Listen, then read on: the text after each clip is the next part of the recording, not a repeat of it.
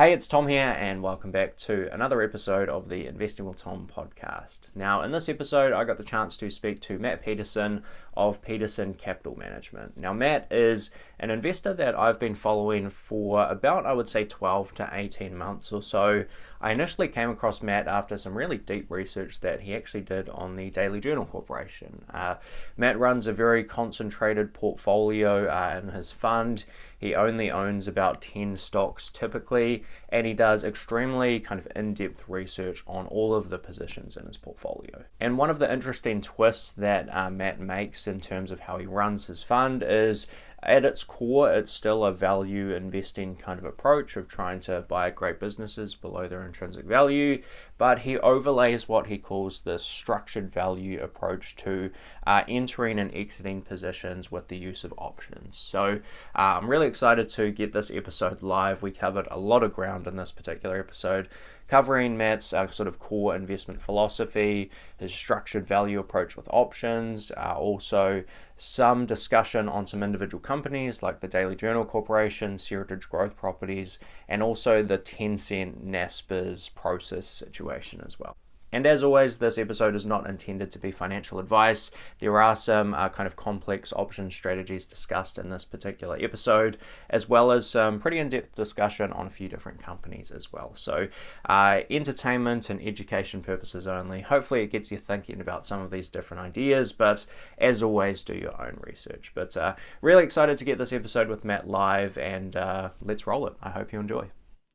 Matt Peterson, I am excited to have you on the podcast. We were just chatting before this about how sort of the intersection between the value investing community and the internet is kind of a strange place. We get to connect with lots of people that we maybe never expected to. I've been, like I said before this, following you from a distance for probably 18 months to 2 years at this point, after first seeing you do some really deep and really interesting work on DJCO, Daily Journal Corporation, which is one of the more popular annual meetings, I think, going around, but probably has about the lowest kind of proportion of people in the audience that actually own the stock. So that's kind of an interesting situation to follow along with. So I'm excited to have you on the podcast. How are you doing? Tom, I'm doing well. It's a real pleasure to be here. I've also seen several of your episodes over the years, and it's an honor. I've seen your subscriber base grow significantly. So congratulations on that.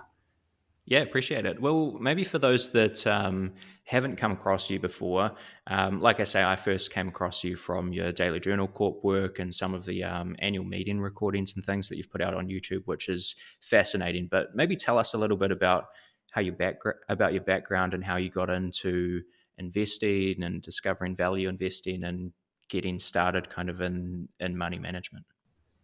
Yeah, sure. And that's a very fair question. I've been passionate about finance and investing in business and math since a very young age, and I sort of was I had a pretty entrepreneurial spirit growing up, and ended up studying economics and math at a small little art school that most people haven't heard of called the University of Puget Sound, which is in the Pacific Northwest.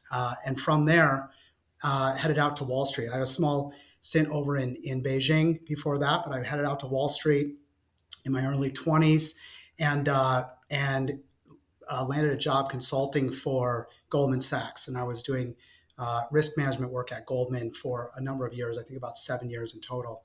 Uh, Basically, market risk management, credit risk management.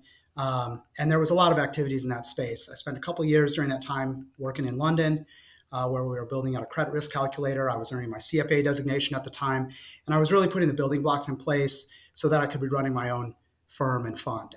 So that was really always the plan. And I sort of I think my first Berkshire meeting was back in 2004, and I'd followed Wow. Buffett before that.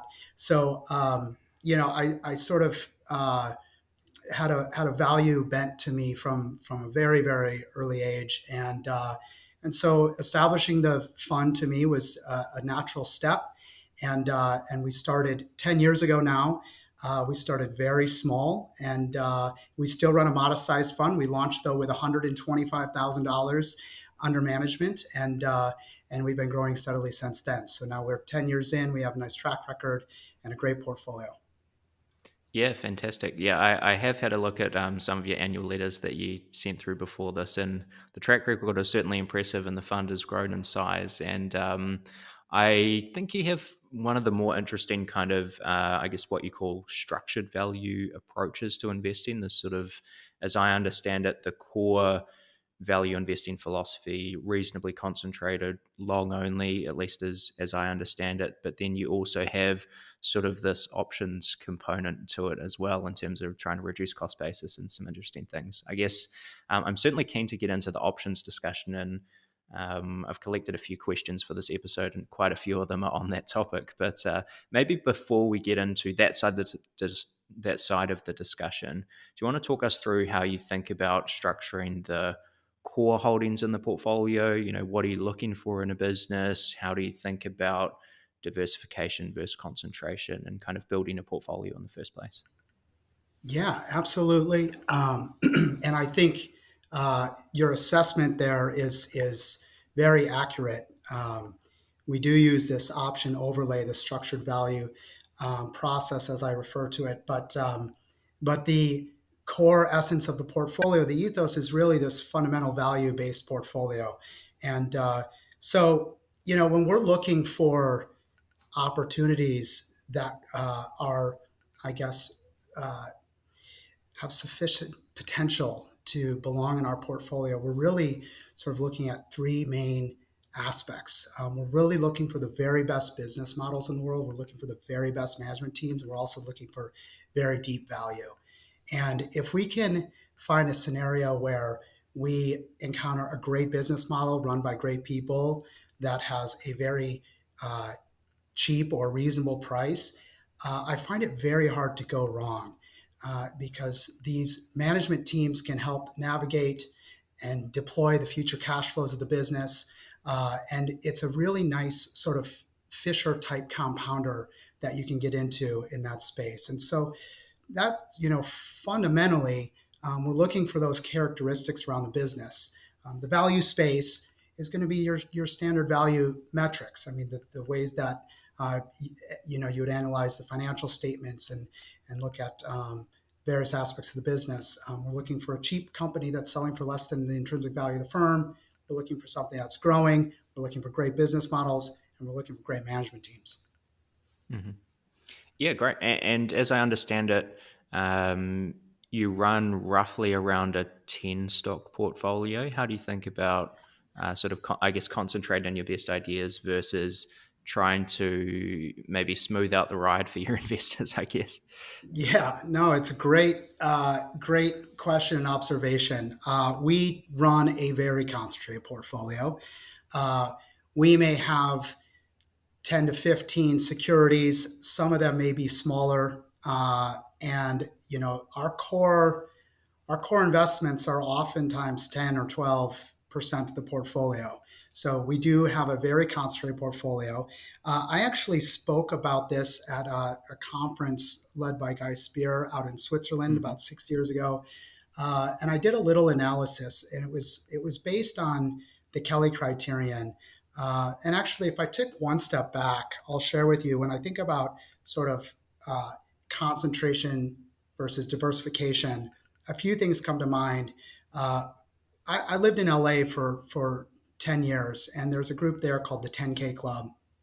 And it's not a running club. This is a investment research club with a bunch of very bright individuals. And a bunch of years ago, we sat down to talk about capital allocation practices at our firms, and everybody sort of went around the room and explained how they allocate capital. We were looking for objective opportunities, and I discovered that there was a lot of subjective analysis going into everyone's capital allocation strategy. And so I sort of went on this mission to figure out the most objective way possible. And the Kelly criterion sort of offers this. I'm sure a lot of your viewers will be familiar.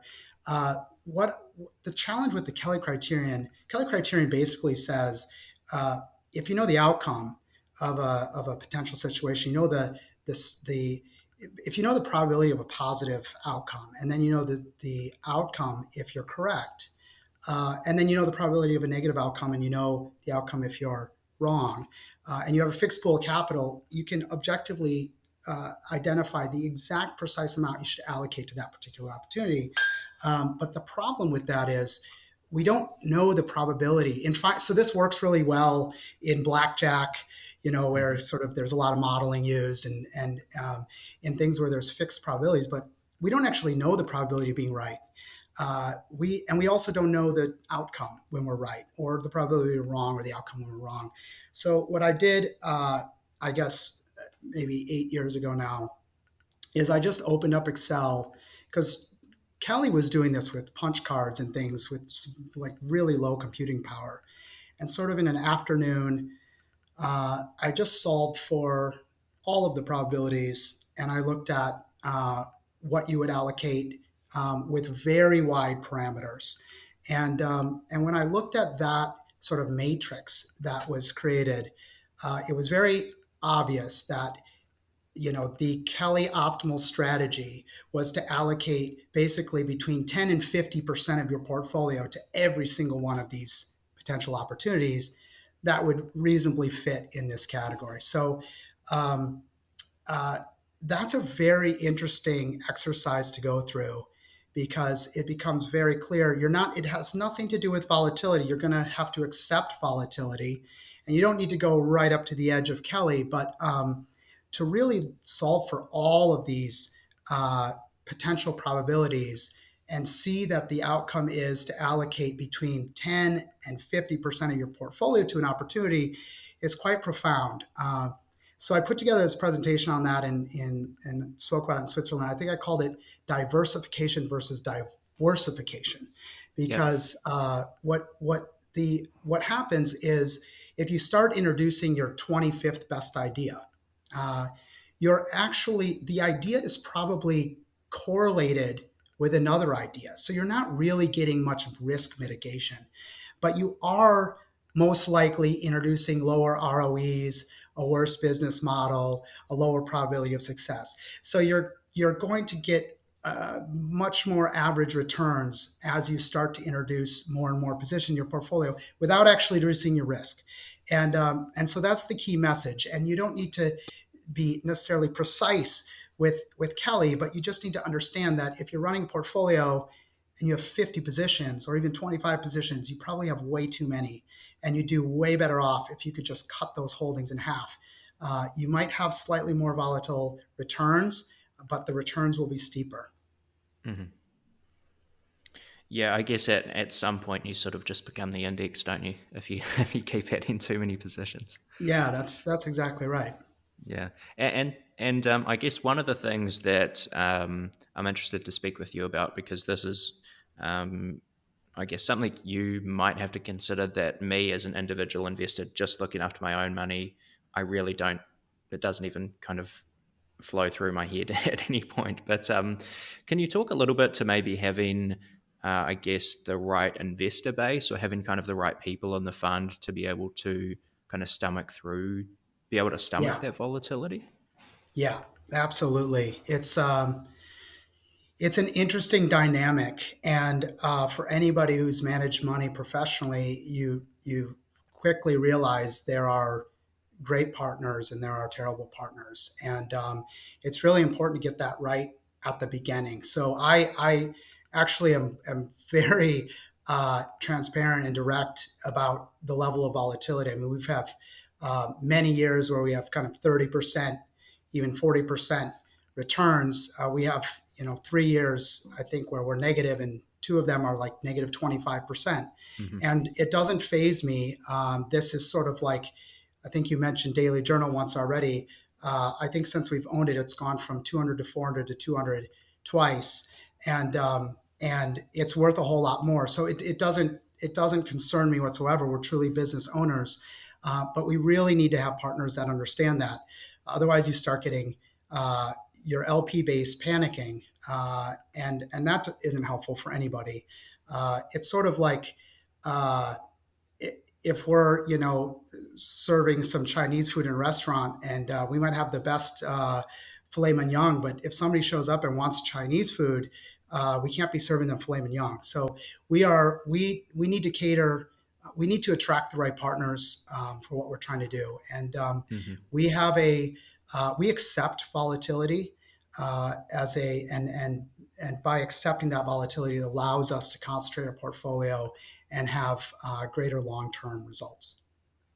Yeah, I like it. And presumably that sort of having that right investor base becomes even more important in situations like March, April 2020. Can you talk through Yeah, what that experience was like for the fund? absolutely. I can address a few things with that. A lot of people ask in a interesting sort of way. People often ask about like checklists and these things, and of course, everybody uses these kind of tools. It's the smart way to manage money. And I'll share with you something that was very helpful, and I think people maybe don't do as often as they should. Is about in probably 2018, uh, I sat down and things were going well and everything was smooth, and I thought, we need a crisis management checklist. We have all these checklists for how to operate when things are going really well and we're looking to allocate capital, but what happens when there's a real crisis? And a lot of people don't share the items on their checklist because they're highly personal. And I think a lot of times, if you read the checklist, you'll be surprised at the items you'd see. But I'm happy to share with you, some of the things that people forget to do is like eat 3 meals a day and go and get their workout in, because you just have to keep your head focused, and you need to be able to think rationally when everyone else is acting irrationally. So, having that crisis management checklist was really powerful in that time period. And I was following it very carefully. I have rules in there where I'm not going to liquidate a position until I talk to 3 independent portfolio managers about that holding, express my thesis. And so I'm trying to give myself reasons to not sell, because most likely I shouldn't be. Uh, so uh, there's that aspect of it. So that's more of a personal aspect. But I was very pleased with the LP response. So I have spent at that point maybe 9 years sort of training what I considered training my LPs. In my letters and things, sort of expressing that times are good, but they can be rough. Talking a lot about volatility, and surprisingly, we had no immediate redemptions. We had one LP who was in a bit of a bind with a his child was stuck abroad. We quickly got some cash to them so that they could just satisfy what they needed to do, but it was just a very personal matter for them. So that was very. It was actually sort of a rewarding time for me to see that my LPs were steadfast, and we actually had some inflows of capital. I spent a good part of March and April, actually on uh, around March 25th. I sent the first memo to my partners outside of our sort of standard quarterly reports. So in almost 10 years, and I basically explained that this is the time to be putting capital to work. And this is the opportunity. This is one of the few opportunities of your lifetime. And if you miss this opportunity, you'll be looking back and regretting it. And I think that was really beneficial. We had inflows of capital. Um, I had a lot of meetings that were set up, and I stopped using scheduled meetings, and I just started calling people that had been in my network for a while, and people were really interested to hear what I had to say. So it was, but it's not comfortable. So don't get me wrong. It's very, even as professional money managers, I think people get the impression that, we're supposed to be even keeled and our emotions don't work the same as everyone else. And that's Yeah. just not the case. We feel just as uncomfortable. We have the same biology. It's, our amygdala is like overriding our prefrontal cortex. It's hard to think straight, right? Everything's on fire. You think, uh, our firm needs to survive. It's painful. But if you have sort of a checklist and you can understand this is actually the time that we've been waiting for to deploy capital, review your thesis on all of the items on your watch list, let's put money to work, try to bring in capital, it can become a very good time. And I think we handled the crisis very well. Hmm. Yeah, couldn't agree more. I think I really like the idea of making a crisis plan in the good times. Unfortunately, Yeah, people often do that the other way around. I think it's a very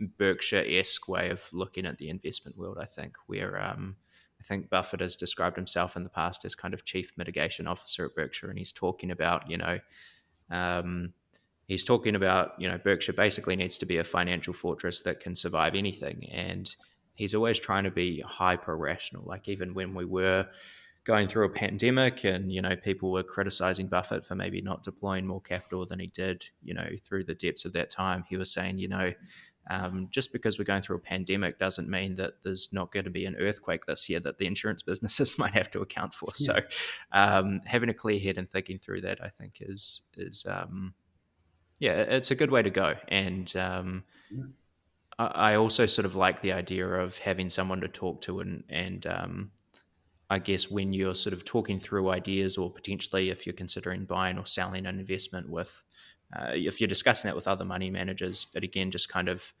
makes you talk out loud and just get these thoughts clear in your head. I actually find that quite helpful making YouTube videos of all things. You don't kind of quite know whether you truly understand something until you start explaining it to a camera.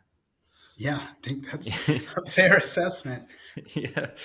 Um, let's maybe talk about options. Did you want to dive into sort of your structured value strategy and what you do there? Yeah, sure. Where to begin? Why don't I start at the beginning and move quickly, and then you can direct the conversation to whatever Sure. questions that come your way. So, what we're going to talk about now, this what I've called structured value, uh, is something I have been pursuing and implementing in my own portfolio since about 2005. So when I was doing some work out at Goldman, I was helping write these risk management documents for all these different product lines, and I had to be working with a lot of the different trading desks, and I realized that there were these different products and they were sort of offsetting. These were prop desks at the time, and they were offsetting exposures and things. And it became really clear to me that most people would use puts as a tool for protection, and we could actually use puts as a tool to enter into an equity holding and get paid for that position. And so I started with that really simple idea, and and it has been extremely advantageous. I'm almost surprised that it still exists and that it's still possible, but there's a lot of ways to make money, and uh, this is a really opportunistic way to go into an equity position. So what I said, I'd start from the beginning. So let's say we identify a position that we'd like to own, and uh, maybe the company is selling for 100 and we think it's worth $200 a share, um, or better, maybe it was selling for 200 and it fell down to 100, and we know that the intrinsic value is $200 a share. At that point, when we decide that we want to buy something that's 50% off its intrinsic value, instead of just using a market or limit order in the New York Stock Exchange like most investors would do, we go to the Chicago Board of Exchange, and we write a cash secured put contract. What that does is allows us to buy the security for below the retail prices. So what happens is we sell a put contract, we write a put contract, a counterparty buys that from us, and they pay us some amount of premium for our commitment to buy their shares for a fixed price at some point in the future. So if we just, this is a hypothetical scenario. So let's go out 12 months. We have 1 year. Maybe we get paid $25 for a commitment to buy this stock for 100. And so what that means is we then take in their 25 and we hold our 75. And that basically gives us the $100 to buy their shares. And we wait a year. And at the end of the year, at the expiration date of this contract, there's a binomial outcome. Either the shares are, the stock price is above 100, which means they don't put the shares to us. The contract is over. We keep their premium, and we had our separate ways. In that scenario, we've made $25 on our 75 in collateral, which is a really astonishing 33% return. Yeah. We didn't even own the stock. Alternatively, if the shares are below 100, we are then put the shares by the counterpart. We've committed to buy them for 100. If they're selling in the market for 90, they put them into our portfolio, and we buy them. But it's only cost us a net cash outflow of 75. So we've found a way into the position for $75 a share, and then just like most of the value funds around, we then become very patient and long-term holders of security. And this is really just a tool to building into our position. It lowers our denominator, which increases our IRR. And so instead of paying 100 when we thought there was a good opportunity, we found a way to basically move in for net cash outflow of 75. And in a year or a few years, when the shares maybe appreciate to the $200 intrinsic value, we're then able to sell. And if we want to go full cycle, if we decided to sell at that point, we'd use a covered call to sell. And so we'd get paid once again. And maybe at that point we'd get paid, I'm just making kind of trying to make some simple math. Maybe we get paid $25 again. And now we receive a 225. We receive, we're selling for 200 with a covered call. Our strike is 200. We pick up 25 in premium, which means our net inflow is 200 that they buy it for, plus the 25 that we receive in premium. And so what does that mean? That means instead of buying it for 100 and then selling it for 200 and making 100% return over, let's say, a 3-year period, we instead buy for net cash outflow of 75. And then we sell for 225. And so that gives us a 200% return. So instead of 100% return, we now have a 200% return. And it's really that simple. And that's the basics of what we do. I'm happy to, now we can maybe go into some detail. I'm sure you have questions on it. Yeah, it's a fascinating approach, and I was re-listening to a podcast he did with Toby Carlisle yesterday, and there's a lot of nuance, I guess, with I guess how volatile stocks need to be for some of these numbers to make sense, and also some interesting kind of tax situations and Yes. some other stuff. I think you mentioned briefly there. I think you initially said, the stock's trading at 100. We think intrinsic value is 200. And then you said, actually, even better, if it was 200, we think it's worth 200, but it's suddenly gone down to 100. Is that even Yes. better just because of the volatility, and presumably you get paid more for the put Yeah. options you're writing? That's exactly right, Tom. So the a lot of these are priced with Black-Scholes models. One of the factors being Vega, the volatility of the underlying security. So if something's more volatile, the premiums are higher. There seemingly is more uncertainty in the marketplace, and so if there's a position that happens to be volatile, it can be volatile because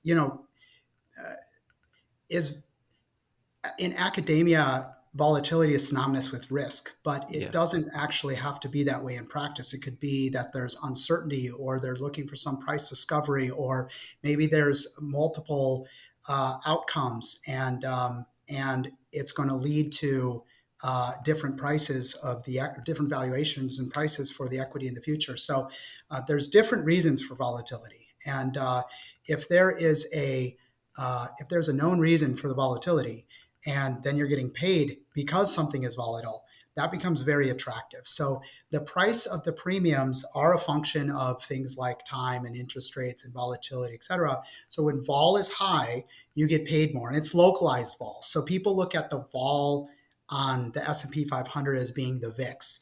So they call it the fear index. When people are fearful, the VIX is higher, and when people are less fearful, the VIX is lower. So when you're looking at individual securities, it's the same thing, but it's localized vol.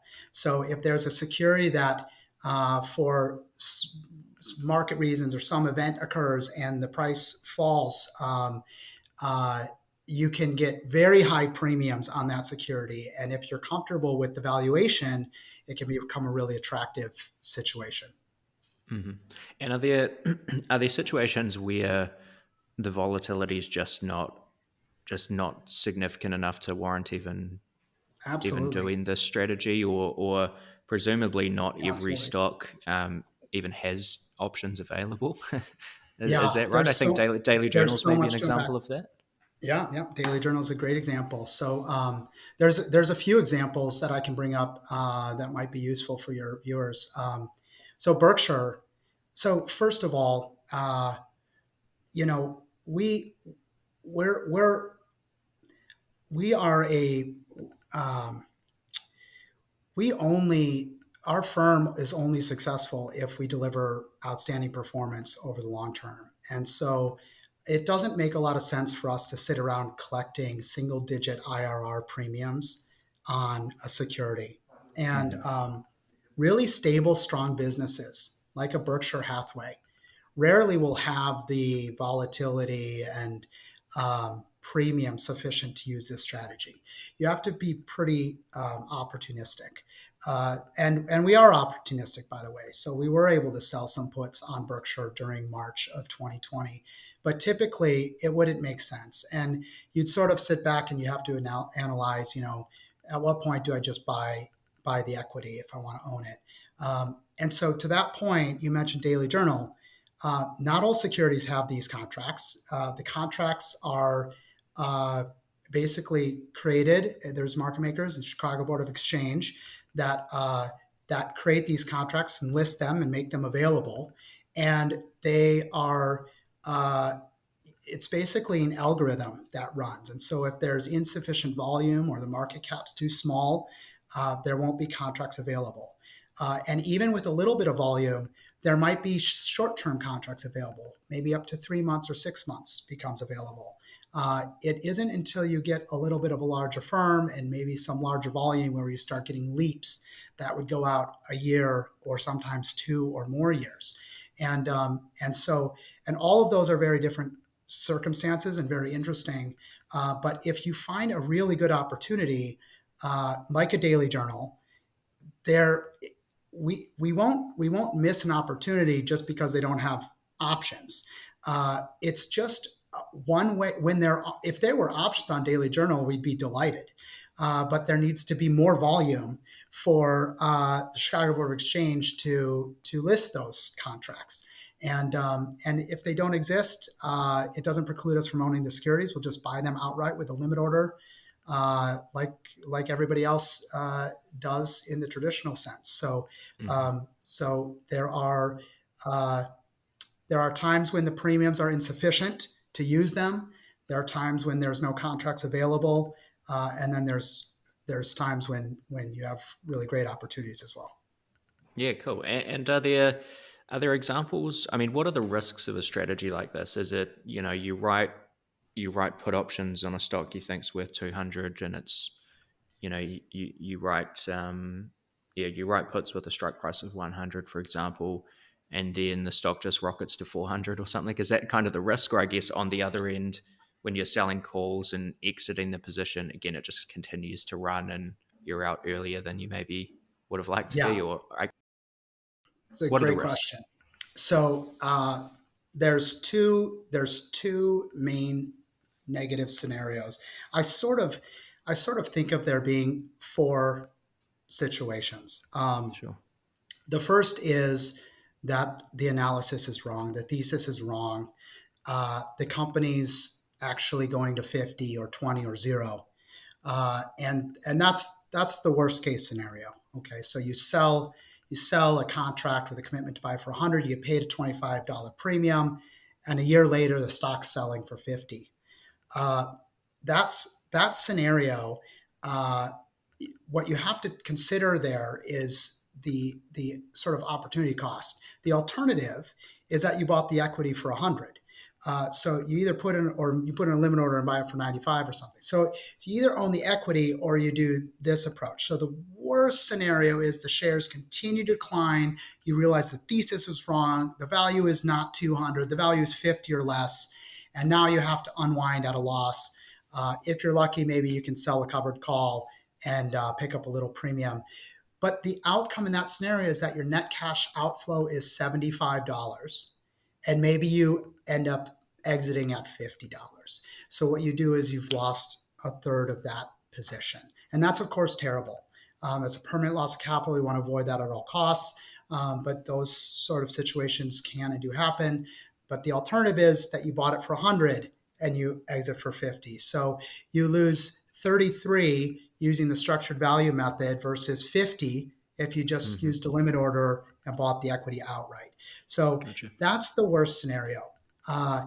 The second worst scenario, the one you alluded to, is that the analysis is absolutely correct and the shares triple. And while that occurs, you've sold some puts and maybe you capture your 33% premium, but you could have had a 200% gain or something over a small period of time, and you miss it. That scenario is painful for the portfolio manager. In your PA, it might be painful for you a little bit personally, but it's certainly nowhere near as bad as the worst case scenario. There's a scenario where you make 33%. Nobody really complains. And there's surprisingly usually a new opportunity around the corner. So you can patiently wait for a little while and deploy that capital into a new opportunity. So, but it is not fun. And there's some small ways to mitigate that we can talk about in a moment. The third scenario, the third bucket, is that the shares are slightly above the strike price, so you don't buy the stock, and that's okay. So you make 33%, and the shares go from 100 to 110. So maybe the shares increase by 10%. We make 33%, and in that scenario, if we still think that's the most compelling opportunity for our capital, we could just turn around and sell more put contracts. And do it all over again. So that's actually that's a pretty good, that's a reasonable outcome. And then of course, the best outcome is that it expires and the shares are at, $99 and you get put all the stock and it only costs you 75 and then it rockets up. You turn around and sell your covered calls and everything works really smoothly. And that happens a fair amount of fairly often actually. So one thing I think it's a common theme in value investing is that we tend to see things pretty early.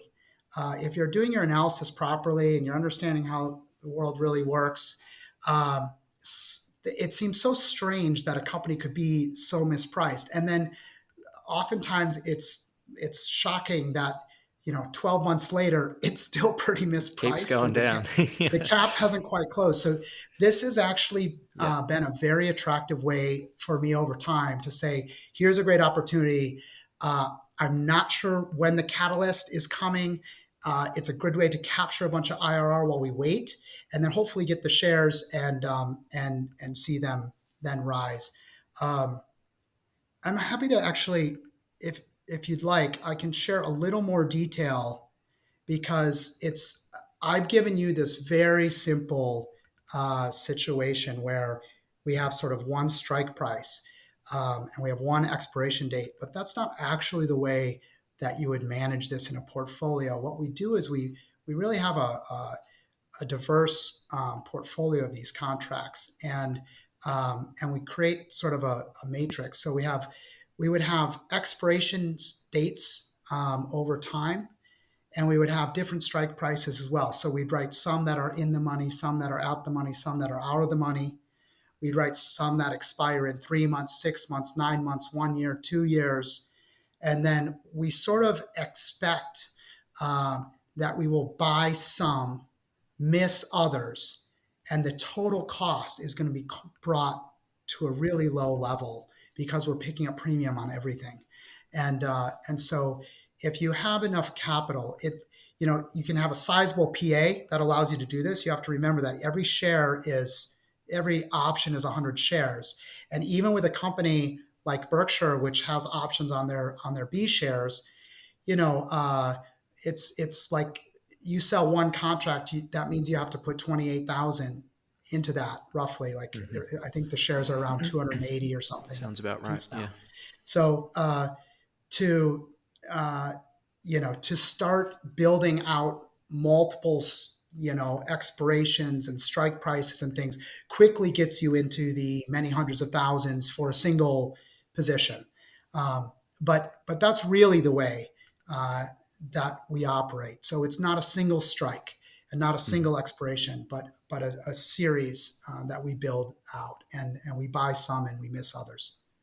Sure, and so with with the I guess underlying leverage you're getting with some of these options, how do you think about sizing? You gave the example there of buying one options contract on Berkshire gives you essentially close to $30,000 of exposure. Yeah. Um, so how do you presumably these I guess the premiums you're receiving are relatively small in the grand scheme of the portfolio, but if you get put the shares kind of becomes a I don't know what percent position, but 3, 5, 10% position. How do you think about Yeah. sizing these things? Yeah. So everything that we're looking at and the way that we're analyzing this is based on the notional value. So it's the cost of the security that we're looking at, Hmm. and these are cash secured. So we are we would like to buy them all. We're not writing contracts on things we don't want to own, Hmm. and so that basically.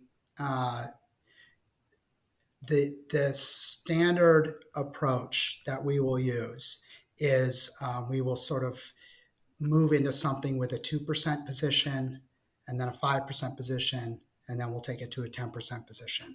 And that's our sort of rough guidelines on how we operate. And so, if you're going to do something like this, you need a fair amount of capital to be able to put this to work. Now, on the other flip side of this is that if you have too much capital, it doesn't work very well either, because the volume isn't there for these contracts. So, I don't know how many people realize this, but when Buffett was buying Burlington Northern, he was selling all the puts possible at the Hmm. same time. He used to sell puts on Coca-Cola, and so this is something that even Buffett does. But when you have a huge amount of capital, maybe a few hundred million, if you're trying to put 30 million into a given position, uh, there might not be the volume available. So it becomes a little bit more difficult to put this to work. Mm. Yeah, I had heard that somewhere about Buffett selling puts on Burlington Northern specifically. Is that something he's written about, or can you actually see that information somewhere? Um, that's a good question. I We'll might be we'll putting you have on the maybe spot here, but one of your viewers can figure out how I know that. yeah, I I don't think I've know. heard I think I've heard Phil Town say that exact same thing before, but I That's don't know where that interesting. came from. Yeah. Yeah, I know it. I know it to be true, and I don't. Hmm. And at one point, it's even in a slide that I've created for something. So I know that there's a source somewhere, but I don't know it Yeah. off the top of my head.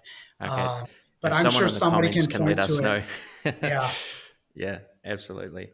Well, that's great. I think that gives a really good overview of the options strategy. I think someone put this question to you maybe in your annual meeting that I watched on YouTube, and I apologize in advance because it's probably a impossible question to actually answer. But do you have any feel for how much this option strategy actually adds to performance over time, or is the fact that Oh there's kind of yeah. four buckets, does that make it really difficult to actually put a hard number on that?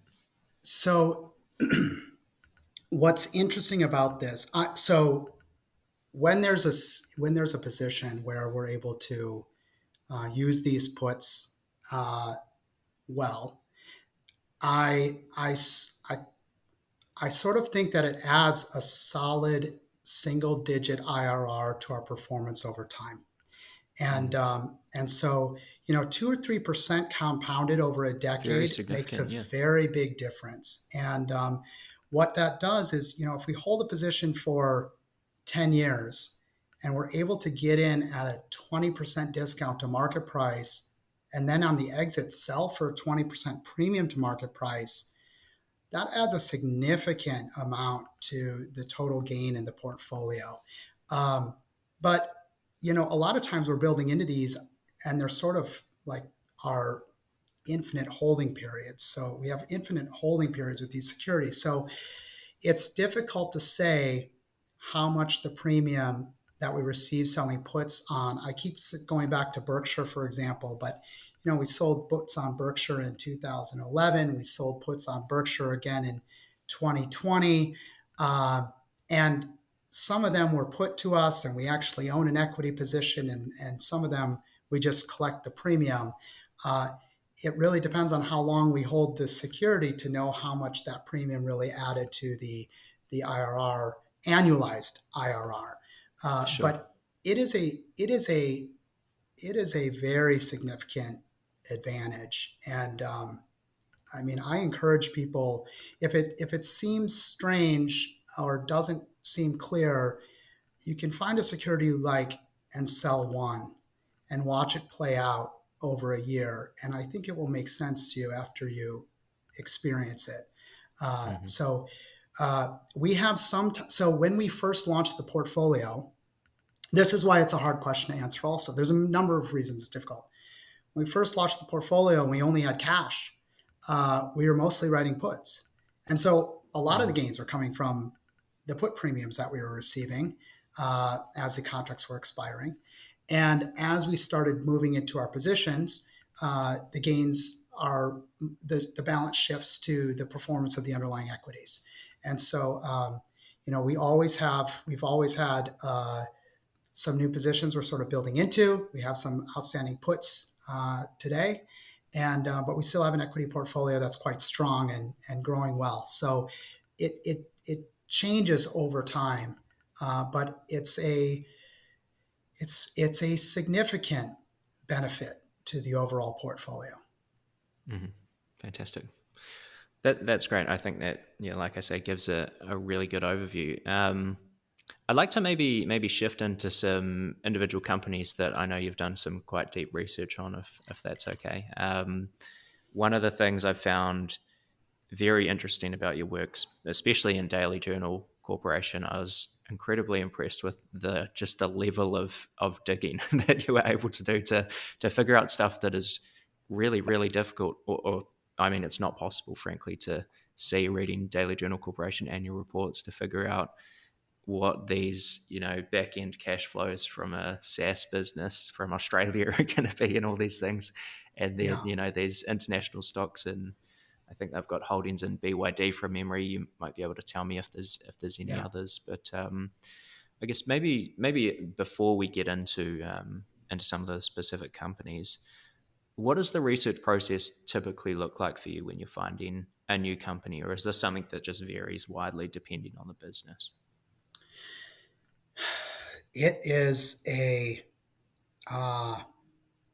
it varies. When you look at what actually lands in the portfolio, it varies really widely. Yeah. But there is a specific process that we follow. And the process, a lot of people I think don't like to admit this or talk about this, but our process starts every quarter. Or this is just happening kind of in the background now, but every quarter we do a very in-depth 13F analysis. So I have, Right. and this began actually back when I was on Wall Street, because I didn't have the capacity to research thoroughly what I wanted to research, and I recognized that we could see, we could have a kind of free look at what some other folks were doing, and so instead of just following one or two, we now follow about 100 different value managers, and every quarter they have to throw up their 13Fs. And I actually had I had in turn write us some Python scripts that help us analyze this and really make it, it's really a wonderful output that we have now. And so the process starts there. What that does is that takes, let's say, 10,000 potential investment opportunities for us and narrows it down to about 500. And incidentally, before the crisis, it was about 300. And then it looks like everyone diversified a little bit because now Yeah. there's 500. So, so that eliminates basically 95% of the entire market. And most people try to approach this by screening. And I really don't think screening is very effective because what there's so many people screening and markets are mostly efficient. You need to find something very special within the firms. And it's not always totally apparent on the financial statements, as we can talk about with Daily Journal. So if we get interested in a business that isn't on this 13F, isn't on our 13F analysis superset, there has to be a very compelling reason why we understand why it's missing from this list. You take, 95 or 100 of the greatest value funds operating today, and how could they possibly have missed the one thing that you found? Chances are that our analysis is incorrect in that scenario. So there's not a lot of reasons to move away from that. So we're trying to find needles in a haystack anyway. I think there's a lot of needles in this pile of firms, and then as you get to know the managers and their styles, you get to understand where they excel and where they might have gaps in their own thinking, and it can help to eliminate other further mistakes. So Daily Journal really isn't on the 13F analysis list, but they actually have their own 13F. And but it's run by Munger and this exceptional management team. So clearly it would fit within this circle. And so that's what first sort of led us to Daily Journal. What we do after the first thing we do is we just throw out companies that are too hard on this list. Some of it's through basic, fundamental work where it just looks like there's red flags and we just eliminate them. And then other things are things that are just so far outside my circle of competence that we're not going to spend time there. But over time, it's a really nice list to study. So, you don't need 100 managers if you have 5 or 10. I think you do a lot of the same work, Tom. It's like you're looking at these things and then you're studying these great companies. You're trying to figure out what's so, why this manager would buy them. I released a 13F summary video about 8 hours ago. So you're Okay, speaking my language here. Terrific. So that's where we start, and from there we move into all sorts of fundamental analysis. And again, I mentioned at the beginning, we're looking for exceptional business models, great management teams, and great value. And there's a lot of ways to sort of triangulate into that. But if we want to talk about Daily Journal in particular, it definitely satisfies all of those criteria. And one of I actually talked about this a while back. Also, I think at that presentation I called hiding in plain sight, because there's all these great value managers that go and attend the Daily Journal meeting in LA every year, and most of them are there to hear Munger's philosophy on life, and the questions range from it's across the board. There's not a lot of talk about the Daily Journal at the Daily Journal annual meeting, and it's quite strange, as you mentioned, that people don't really haven't really picked up and looked at it and started to own it. But the numbers don't look great, and the reason the numbers don't look great, as we can get into, is that there's all this off financial statement value. And that's when something becomes really compelling to us. It's like Peter Kaufman, who's on the board there, has this saying. He said, where there's mystery, there's margin. And there's so much mystery surrounding Daily Journal and there's so much, you know, there is a great there's a great opportunity there with Daily Journal. So where there's mystery, there's margin. The numbers on the financial statements are incorrect. There's off financial statement value. It does not screen well. Uh, it doesn't really show up on many 13Fs, but it has a 13F of its own. So it's quite an interesting situation. Hmm. Yeah, it is really interesting. The numbers have probably changed since I read your work probably a year ago now, but um, I mean, the stock portfolio of DJCo was approaching the market cap, I think, at one point there. And then Yes, you that's have right. maybe talk us through as you say, there's a lot of value that doesn't show up on the financial statement. So I guess Yeah, the equity portfolio does, and we can see a lot of that in the 13F, but there's, yeah, BYD outside of the US. Um, and presumably a lot of the software business value is yeah. what is kind of black, what's missing from the financial statements, right? That's right. That's right. So without going through, we have a couple of Daily Journal presentations that are on the YouTube channel, we talked at the beginning of this beforehand that you've even done some work on Daily Journal yourself, and I think put out a podcast on it. Uh, Without going into all that detail, because that can just people can go over and watch those. I will share at a high level. A couple things that are going on and a couple of unique things that are happening right now that are going to make it even more confusing for folks. But so in order to so 4 or 5 years ago, Munger was sort of talking about this software at a very high level, and he'd maybe make a comment or two at the annual meeting that they're putting together software and it's probably not going to work. 90-year-old men trying to build out Yeah. some SaaS business. I don't even think they would call it SaaS. They just say some Yeah. technology. Yeah, it's And quite funny. He says this is very difficult. There's some pretty big competitors out there. It's not like Microsoft where you make one bit of software and it can go to a billion people or whatever. It's a little more exactly, niche, that's right? right. That's right.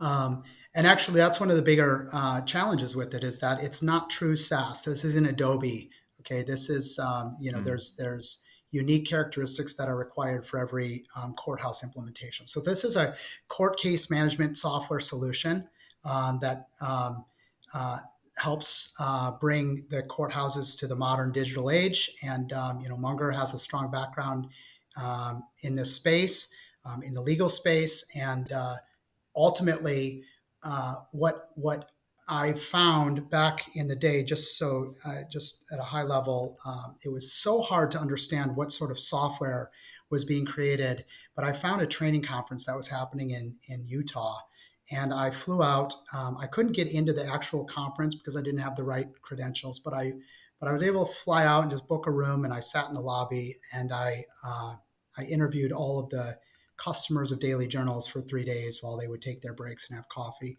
And I learned so much there at that meeting. Mostly, I learned where to start looking, but I've learned one really important aspect, and that is how they go about their billing.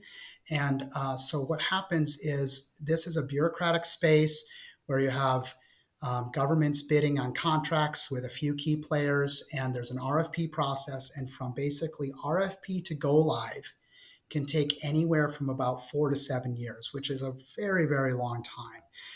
But the first 12 months or so, I think in one presentation I put together a timeline. The first 12 months or so, it's just going through the RFP process, and then for those who have worked in technology, they sort of understand that. Then you have to establish a test environment and build out the servers, and then you have to replicate everything, and then you have to build this toolbox that they call e-suites, and then they have to figure out what tools they need to build inside of the box.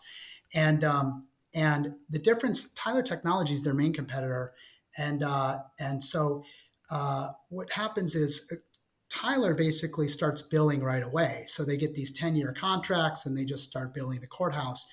Daily Journal, because they've written a book on moats and they understand how to increase the IRRs and make things look really good for the courthouse, they don't bill anything until go live, and they don't even track an accounts receivable on their books. And so what that means is that anything coming down the pipe in the next 4 to 7 years is totally missing from their financial statements.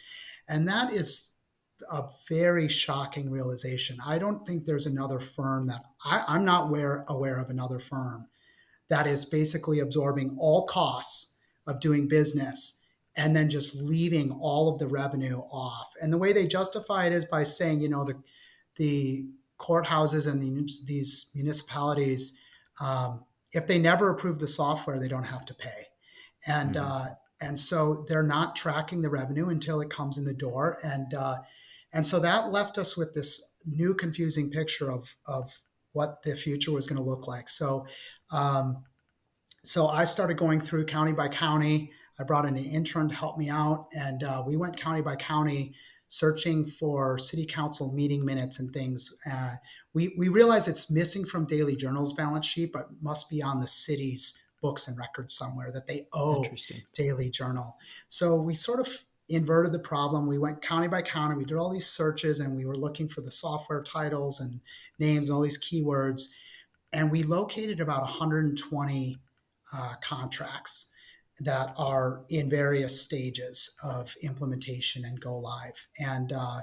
And by finding these contracts, we're then able to figure out exactly how much revenue is coming in. And it's pretty clear to us that there's we think conservatively we'll reach about 100 million in revenue from the software side of things by the end of the decade.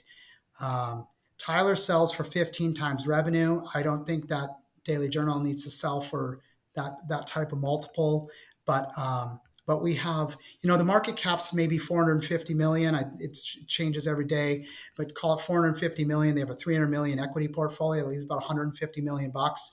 So you get this like crazy SaaS business that's operating this huge open space. It's probably going to just be an oligopoly, maybe a duopoly. But there's all these very small competitors out there because most courts have used their own homegrown system, their own technology, maybe at the state level, oftentimes at a local level, and ultimately they just won't be able to compete with a larger player. So Daily Journal is really well positioned to basically have like $1 billion+ software business, I think, by the end of the decade. And the reason that this is so attractive, by the way, is that there's such asymmetry in this risk reward picture. So the equity portfolio, which now includes companies like Baba and has, Wells Fargo and a few banks, BYD, we have to look and reanalyze if they still hold that position or if they've made any adjustments there. But this is a core equity portfolio that's been built over the years by Charlie Munger, and it's worth, I think, 300+ million. The whole market cap's 450 million. They have a very unique debt profile that is mostly comprised of long-term capital gain tax liability, zero interest rate, non-callable sort of debt. And ultimately, the equity portfolio is going to reach the current market cap. So the downside in this investment is extraordinarily low.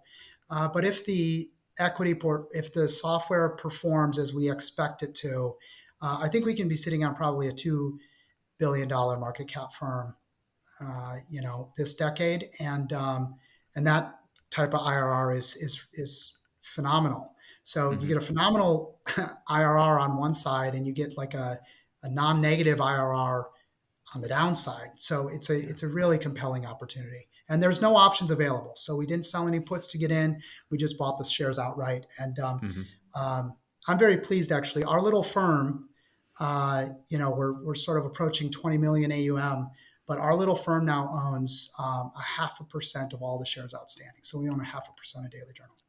Yeah, nice. Yeah, it's a really interesting opportunity. It's fascinating to find those things that just don't appear, and like that's never going to screen anywhere. So Absolutely. these are the Absolutely. opportunities that you can dig through, right? When it starts screening, it might be time to sell. Yeah, exactly. Right, I'd like to jump into some questions from YouTube and Twitter, if that's all right, Matt. We've got quite a few of them to get through, so okay, we'll I'll try and be brief. We'll see what we can do. That is cool. Right, what have we got first? We've got quite a few questions on a couple of different stocks in particular. just track down a good one here. So we've got quite a few around Seritage growth properties. I think this is a holding that you spoke about in your annual meeting, which is on YouTube, which is fantastic if anyone wants to go and check that out. And full disclosure for anyone listening, and I don't know if you know this or not, Matt, but I happen to be a shareholder in Seritage as well, so we may be slightly biased, but here's the question anyhow. So this is from Karan. Certain investors have mentioned that the story has changed with Andrea Olshan at the helm of Seritage and the numbers don't make sense anymore. How much value does Matt put on management for an asset-focused investment like Seritage, and does he think the story has changed with the new management team? Okay, good question. Well, I don't think the story's changed. I think that Andrea Olshan's going to do a great job. I actually had a call with Amanda Lombard, the CFO, just last Thursday. And I think what they're doing is quite compelling. You know, Ben Scholl was excellent. He just had other opportunities that came up. And I think it's quite exhausting. I mean, Seritage has been through the ringer from, Sears bankruptcy, and there was the whole commercial real estate collapse. And then we went through COVID. And I think it becomes quite exhausting to continue running a firm that's just getting pounded. But Seritage is such a unique opportunity for us to deploy our structured value approach. So, look, there's two ways I think you can look at the Seritage properties. I think you can sort of look at the assets that are available in sort of a liquidation scenario, and you can also look at sort of the NOI and the future operating income from the properties once they're built out. And in both cases, I find it to be very compelling. In fact, I think very conservatively, I anticipate share prices being maybe around 35 or so, and maybe in the 50s. But at a high level, I will share that I have gone through every single property. They used to have 212. Now I think they have about 154, plus they have some JV assets. You can use tools like loop.net, but we've gone through and called local commercial real estate brokers and found price per square foot for rentals, liquidation values, and put together the total value of every single property one by one. And in doing that, it gives us such great confidence to go out and sell puts, like at the money puts. I just looked earlier today because I think I saw the shares come down a little bit again. And I saw going out to, I think, January of 2023, and that's a whole nother unique story, kind of a funny story, but going out to January 2023, where there are currently options available, you can sell a 15 strike put and get like $3.50. And what that means is you could actually list a contract for $4 and just wait and be patient, maybe for a few weeks, and probably pick that up. But even with $3.50, what that means, you have to hold $11.50, and we're talking like 14 months. So if you get $3.50 on $11.50, it's a 30% return. You get a 30% return in barely over a year. That's an outstanding situation if you truly understand the underlying assets of the business. So I actually think there's something that I think a lot of people have missed, and it's really new. So I'm not surprised that people haven't seen it yet, but there's this supplemental financial detail that came out at the very beginning of November. And the new management has made our lives so much easier by laying out the plan and purpose of every single property that they own. So they have gone from sort of this black box where we had to identify that this might be a good mixed use property, and I think this one looks like it would be premier, and then they end up selling it, and then we have to adjust our models, to them actually laying out, these are going to be our multi-tenant retail. These are going to be our premier properties. These are the other properties, and other basically means we're going to sell these properties. So there is this supplemental financial presentation that's right on their website, where they just list property by property and categorize everything, and it really makes life easy. So I showed a few of our uh, valuations to Amanda, and she basically said, well, this one looks way too high, but San Diego looks way too low. So we don't expect to have exactly the right figures on every single one, but hopefully on average, we sort of balance out. And, we just kind of, it's a continuous effort. We just kind of keep working through them. They have 1.7 billion in debt, all allocated to, or all provided by Berkshire. And they're probably going to go to a property level financing, which is actually going to reduce the cost of their debt. Right now they're at 7%, so their interest expense is very high, but they're likely to start reducing that by refining individual properties, and they're going to end up with some positive cash flows coming here pretty soon, and then redeploying that cash flow to building out these properties. So uh, it looks to us like they have about 4 billion in a value of their property, and you take out the 1.7 and sort of divide it by the shares outstanding, they have 160 million in cash. You do the math, and I think in the annual meeting, I even throw up a slide that does the math for you. And it looks like a pretty compelling return. And then when you throw on there the opportunity to write these puts at the money, maybe some in the money, maybe some out of the money, but you can pick up these sort of like 30% IRRs, or over 14 months, 30%. It's an outstanding return. I mean, we're in a zero interest rate environment. Everybody's concerned about all sorts of different risks, and here you have an opportunity where the total liquidation value would be like $35 to $40 per share, and somebody's willing to give you $3.50 or $4 for a $15 strike price. So it's a very, very compelling opportunity. Mm-hmm. Yeah, it's fascinating, and I've been sort of Seritage continues to surprise me in how much they're able to sell some of these properties for, which are listed on the books at much lower valuations, which has been pretty impressive as well. That's Um, right. how do you see so you mentioned the debt situation there, and let me know if you don't want to go into this level of detail, but how do you see the sort of debt transition happening at Seritage? Like, how quickly could they shift a $1.6 billion, I think, loan to Berkshire down to individual property debt? I think they have that loan coming due in I think it's 2023 from memory. 2023. Yeah, Yeah. I think 2023 is right. I think so. I actually asked a similar question in the meeting, and it depends on market factors and things. So uh, even the rates are kind of unknown. It's like you can call up your local banker and figure out what the rates would be on some commercial real estate or mixed use sort of property.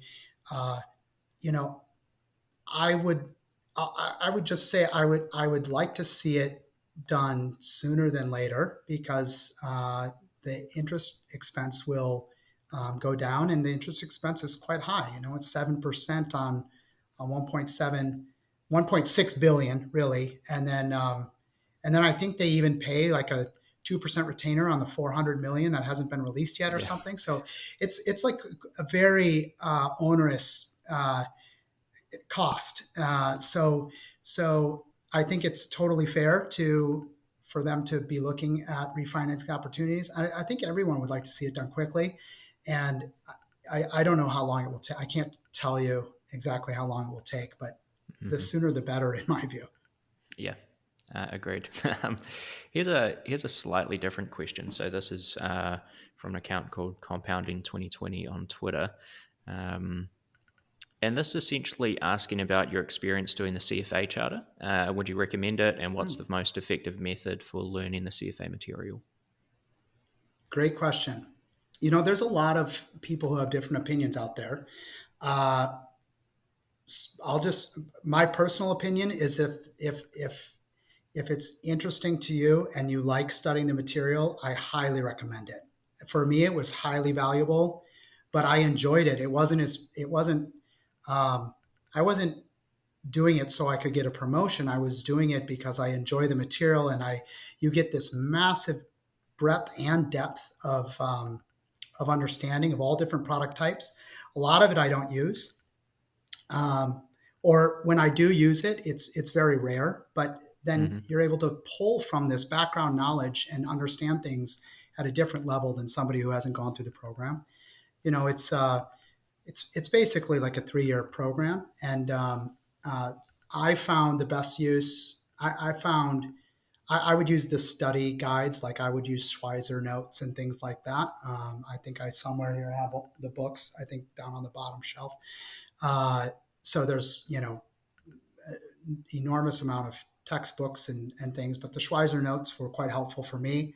I took a class at one point, I think level 2, I took a class. So it just kind of, I had a very intense day job and I needed to keep myself on track. So it helps to have even a virtual class that you sort of need to show up for on a weekly basis to keep you on track. But I highly recommend it. I think it's very valuable. I enjoyed personally studying for it. I think it's it's an inexpensive way to gain the knowledge. And so, what are the pitfalls? Well, the pitfalls is that you're going to learn a lot of theory that doesn't necessarily work in practice. So that can work in both ways. You know the theory, and then you know what will actually work.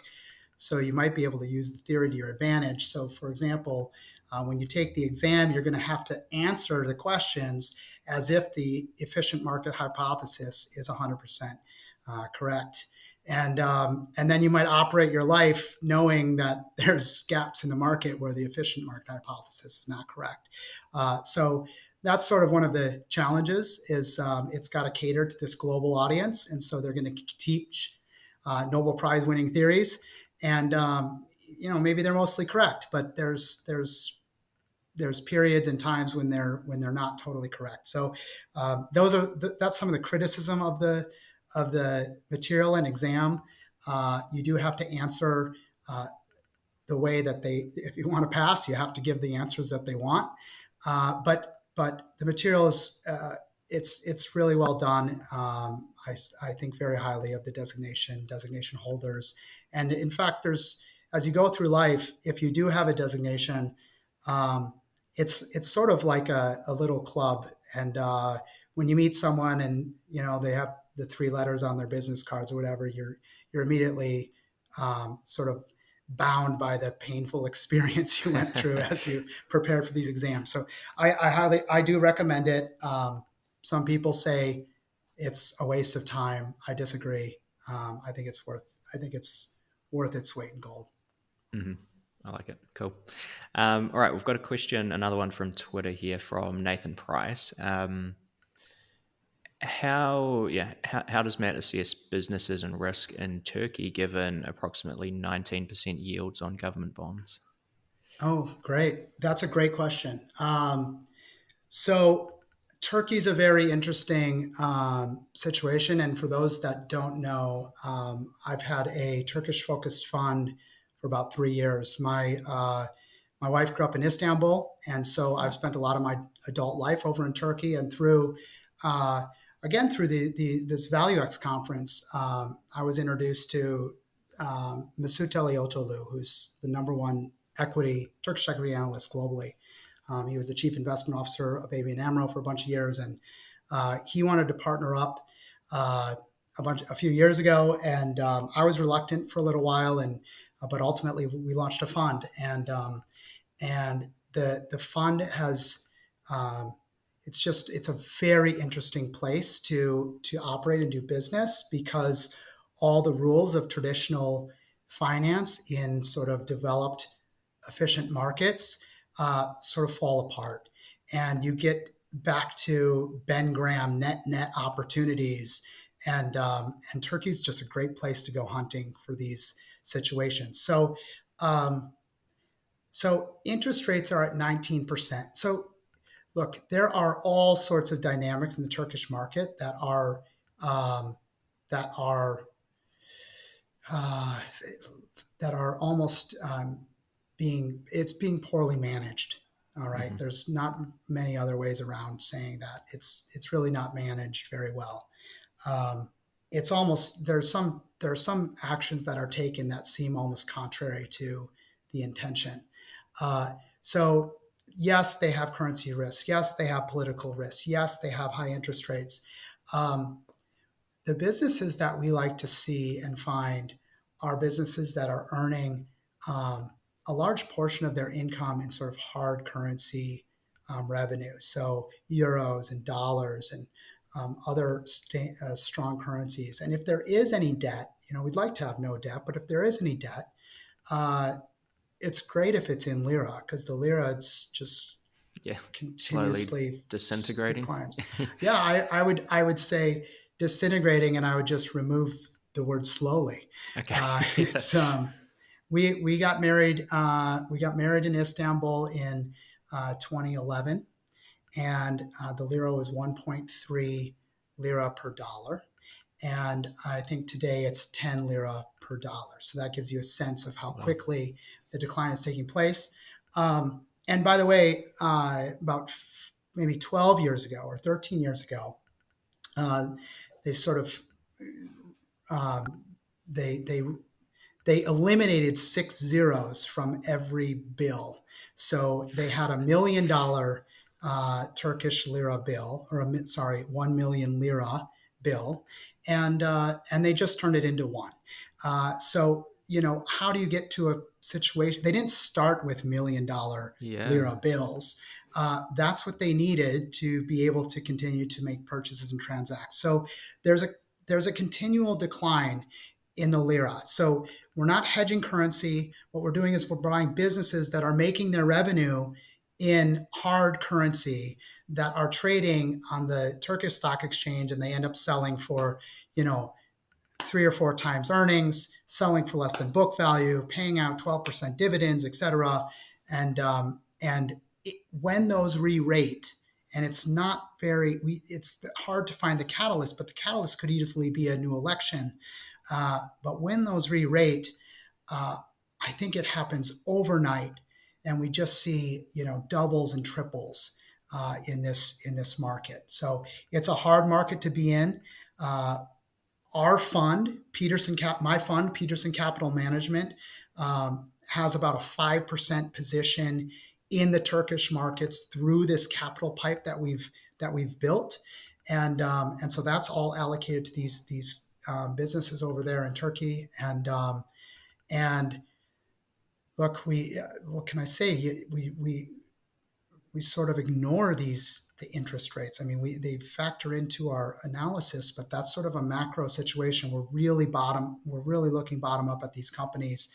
And if anybody wants to know more, I'm happy to put people in touch with Masoud Aliotolu, who's truly extraordinary. Great. Cool. And let's maybe do one last question, because um, this is quite a big topic at the moment. We've got a couple of questions kind of getting at the sort of whole Tencent Naspers process kind of complex, which is kind of a confusing situation. But I think in your recent annual meeting, you said the fund maybe had a position in Naspers. So how do you think Yes. about those three? Those three, and why Naspers? Why not Prosus? Why not Tencent directly? How do you think through that? Yeah, you've done your homework. It's interesting because all these positions are popping up on in a variety of portfolio's, and I don't know who's first anymore, and it doesn't matter. But Yeah. it's like people have taken these different positions. So look, I'll speak at a very high level about this, because this is one of our sort of infinite holdings. It's just like a really kind of incredibly, it's a long-term compounder for us. Uh, Most people are probably vaguely familiar with Tencent. And the Tencent might be one of the best businesses in the world. I mean, it just, with WeChat alone, they have like I think almost a billion users, maybe 900 million users. I think they spend an average of 82 minutes a day in WeChat. And in WeChat, you can do anything from, you know, uh, uh, make payments and use fintech to do all the gaming, to all your social media. You can book doctor's appointments. I mean, it's across the board. You log into WeChat for your daily activity, and so you think like China has 1.3 billion people, and maybe a billion global users now using WeChat, and people are awake like 16 hours a day, and they're spending 82 of their minutes in WeChat. That's quite phenomenal, and the revenues are growing. I mean, and they have all sorts of revenue drivers, but the revenues are growing like 25-30%, and even that seems kind of sustainable for a while. Which the TAM is enormous, and the sort of terminal value. If you look out 5 years, it's going to be 5 years or even more. I mean, it's quite a large company. So all that becomes very interesting. Now, the Naspers story. For those that are less familiar with Naspers, is Naspers just over, I think, 20 years ago, they took 34 million maybe, and they bought, maybe they took 30 million, bought 34% of Tencent, and they've sold a little bit over time. And but ultimately, Naspers has now grown with Tencent. It's basically become a look-through agent for Tencent. It's on the Johannesburg exchange, and with a like 72 billion market cap, it's just breaking the Johannesburg exchange. So ETFs can't operate properly. Wealth managers can't have restrictions about buying the ETFs because they get all this exposure to Naspers, and Naspers is the biggest company in South Africa. So they've taken all these steps. So that's created this massive gap between the value of Tencent, which I already think is like very, very inexpensive. I think a fair value for Tencent might be around $1 trillion, and it's growing. So there's not like some melting ice cube that's selling like a net Ben Graham where you're in and out. There's like you have a growing business. Naspers, needed to figure out something. And so what they did is they took all their e-commerce business, which included Tencent, and they spun it out into Prosus, and they listed it on the exchange in Amsterdam. So what happened is Naspers owns Prosus, and Prosus owns Tencent. And so there's now a gap between Prosus and Tencent, the valuation. So, and they both have like venture portfolios as well. So Prosus is trading at a discount to Tencent, and then Naspers is trading at a discount to Prosus. So now everybody gets in this debate, and the conclusion that I've made is that it's highly personal, and there's not necessarily a right answer. There might be a higher performing entity in 5 years. You can look back and say, oh, well, that was maybe the right one to own. But the question becomes, when will these gaps close? What level of risk are you willing to take? Do you want extra layers of management involved? Some people will argue you just go clean and you own Tencent. Okay. Others people will argue that you own Prosus because it can expand on the exchange, and there's all sorts of opportunities where Prosus maybe has the opportunity to grow. But then Naspers, that we own, is at this further discount. So maybe that's just like the deep value nature of me. I just can't resist that this asset then sells for another 20% discount to Prosus. And I don't know when the gaps close or if they close. Okay, there's conglomerate discounts, close-end funds trade at a discount. The gap does not need to necessarily close, but there is a little trick that I'll share with you and your viewers because it's helpful. Prosus and Naspers just recently engaged in this stock swap, which was such a they're again trying to close the gap, but because it's so confusing, they're actually making it more difficult to understand accidentally. So it's kind of it's unfortunate, but so they engage in this stock swap, and I don't know if this analogy is quite right, but what it looks like to me is one of these like circular references in Excel, where Excel just says like, this doesn't work anymore. So now we have Naspers owns Prosus and Prosus owns Tencent, but Naspers owns Prosus, but Prosus owns Naspers. So for anybody who's looked at calculus or studied limits, it's like if you keep pushing this loop, Naspers owns Prosus, Prosus Naspers, and you just push it out, it's like there's this, I think, asymptotic sort of approach. The limit is approaching this. This is my shortcut now, is that Prosus and Naspers is a big pool of assets that combine own 28.9, I think, percent of Tencent. They have these venture positions around the world, and they're engaged in these various activities. The limit is approaching Naspers owning 40% of the pool, and Prosus owns 60% of the pool. And so now it becomes a lot more manageable to look at, and you can sort of analyze, you know, they own 28.9% of Tencent, and then Prosus owns 60%, and then Prosus has like a $40 billion plus venture portfolio, but that's a combined asset now. So maybe Prosus gets 60% of that and Naspers gets 40% of that. So that sort of helps, I think, understand the assets that are owned by these businesses.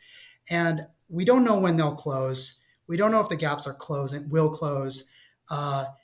Ultimately, there needs to be a structural improvement with the Johannesburg Exchange. There might be more spinoffs. There could be more buybacks. But management seems determined to find a way to close this gap. And so we're along for that ride. We like the Tencent asset, the assets inside of Tencent. And Prosus gives an opportunity for people to own that at a discount, and Naspers gives an opportunity to own that at a further discount. And so we chose Naspers, and it's I think just a personal decision that people make. Mm-hmm. Yeah, it's a fascinating and confusing situation. I actually had, I think it was Karan who may have asked that first question about the new management at Seritage. I think he sent a tweet out yesterday, man, saying, how confusing would it get if Tencent started buying Naspers as a cheap share buyback option or something? Yeah, that's right. Or It's all maybe quite, Berkshire should just take all their cash and go and buy Naspers. yeah, who knows? Yeah, it's a very interesting situation. I mean, that as I'm sort of only just getting started looking at this, but as I understand it, that discounts existed for a while, but I don't know that it's ever been this wide, and they seem to be as active as ever trying to kind of close the Yeah, discount, right?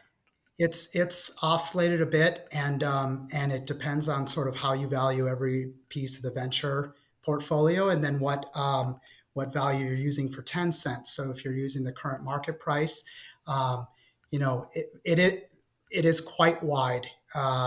It's it's a very interesting special situation where this market, the systemic situation in the marketplace, has created this dynamic, and and for those who are willing to sort of take on international positions, introduce a little different exposure to their portfolio, it's a pretty clear opportunity. Mm-hmm. Yeah, I like it. Great. Well, it's been fantastic chatting with you, Matt. I think that's a good place to wrap it up. Really appreciate your time. And for anyone that's maybe not following along with what you're doing already, where can people go to see or hear more from you, or maybe get in contact with you if they'd like to? Uh, I think first start at our website. We have a ton of information on petersonfunds.com. And if you sign in, or do anything, and I'll get an email, and we'll start being in touch. But we also have a YouTube channel where I've put up some of the presentations and material that we've been talking about. And that's a Mm-hmm. great place to go and do further research. Um, both are great places to start, and it's not too hard to find my email address. So if you want to get in touch with me directly, I'd be happy to have a further conversation. Great, and I'll leave the YouTube channel and website links and everything down in the description if you're watching this on YouTube, or if you happen to be listening on a podcast platform, that will be in the show notes. But Matt, this was good fun. We'll have to do this again sometime. I appreciate it. Thank you very much, Tom. It was All great. right, cheers. See ya. Thanks so much for watching another episode of the Investing with Tom podcast. If you did enjoy it, please hit like and also subscribe to the channel so that you can see future episodes as soon as they go live.